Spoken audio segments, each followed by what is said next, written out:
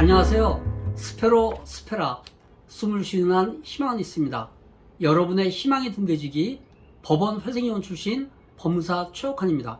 이제까지 개인회생 개인 파산에서는요, 배우자 재산의 2분의 2를 청산가치에 반영을 했거든요. 그런데 우리 민법상 부부재산은 별산제입니다. 그런데 유독 개인회생 개인파산 신청할 때만 부부 공유제로 이렇게 운영한다는 게 좀 문제가 있어 보이는데요. 지난해 서울회생법원은 배우자 재산에 관련된 부분을 새로 제정을 해서 배우자의 재산은 청산가치에 반영하지 않도록 준칙을 제정했습니다. 그런데도 아직까지 상담을 하다 보면요, 많은 분들이 이 배우자 재산에 대해서 잘 모르시고 문의를 하신 분들이 굉장히 많으셔서 오늘은 배우자 재산에 대해서 궁금한 점 한번 살펴보는 시간을 가져보도록 하겠습니다. 부부 별산제와 부부 공유제는 어떻게 다른가요? 쉽게 얘기하자면 부부 별산제는 부부 재산을 각자 재산으로 보는 것이고요, 부부 공유제는 부부 재산을 하나로 보는 겁니다.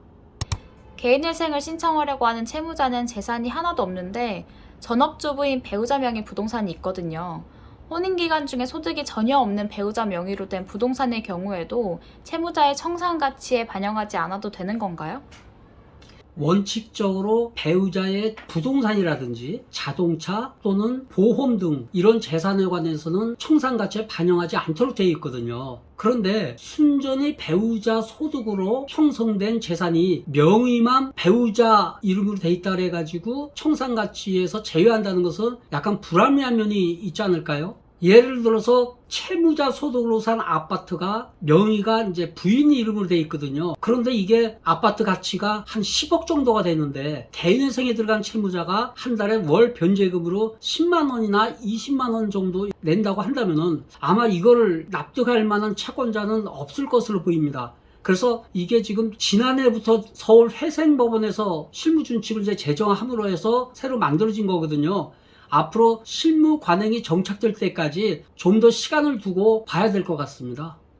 그러면 개인회생을 신청하기 전에 재산을 돌려놓는 경우에는 어떻게 되는 건가요? 마찬가지입니다. 실무에서 이제 자주 발생을 하는데요. 임대차 보증금 명의를 변경한다든지 아니면 보험 계약자 명의를 변경하는 경우가 상당히 많거든요. 이와 같이 사회행위나 또는 고의로 재산을 은닉할 수 있는 행위를 볼 수 있는, 즉 부인권의 대상이 되는 행위는 청산가치에 반영을 하도록 되어 있습니다. 그러니까 이제 쉽게 풀어 얘기하면요, 명의를 돌려놓은 거거든요. 그 돈은 사실은 채무자 본인의 돈으로 봐야겠죠. 지난해 서울회생법원의 배우자 재산과 관련하여 새로 제정된 준칙이 전국 다른 모든 법원에서도 모두 동일하게 적용되나요?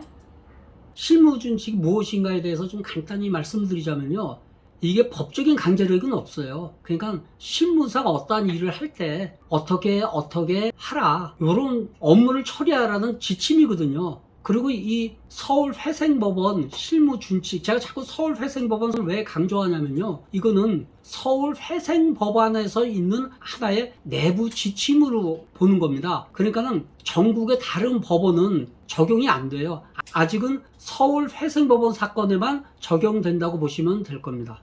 명의신탁한 재산이거나 부인권 대상 행위를 한 경우를 제외하고 배우자의 재산은 원칙적으로 채무자의 재산으로 고려하지 않는다고 아까 말씀하셨는데요. 그렇다면 배우자가 자신의 부모로부터 상속을 받거나 증여와 같은 재산들은 어떻게 되나요?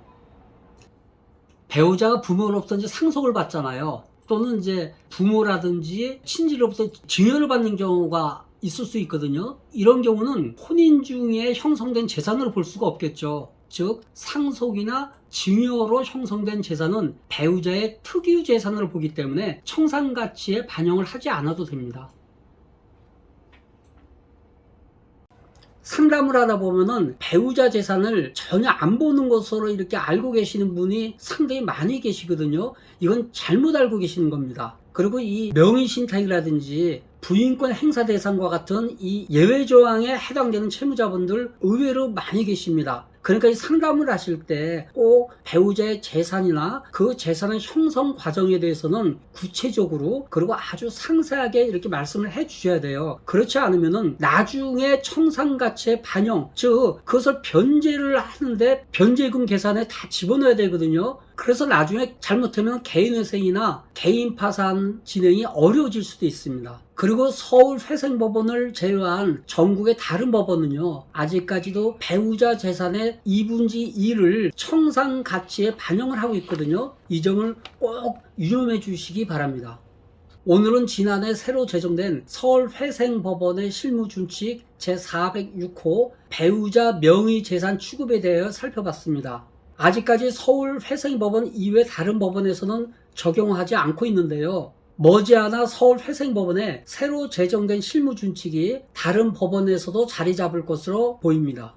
오늘 제 영상이 좋으셨다면 구독과 좋아요를 눌러주시고 응원의 댓글 부탁드립니다. 더 구체적인 상담을 원하시면 댓글을 적어주시거나 저에게 상담 전화를 주시기 바랍니다. 스페로 스페라, 숨을 쉬는 희망은 있습니다. 여러분의 희망의 등대지기 법원 회생위원 출신 법무사 최옥환이 여러분과 함께 하겠습니다. 감사합니다.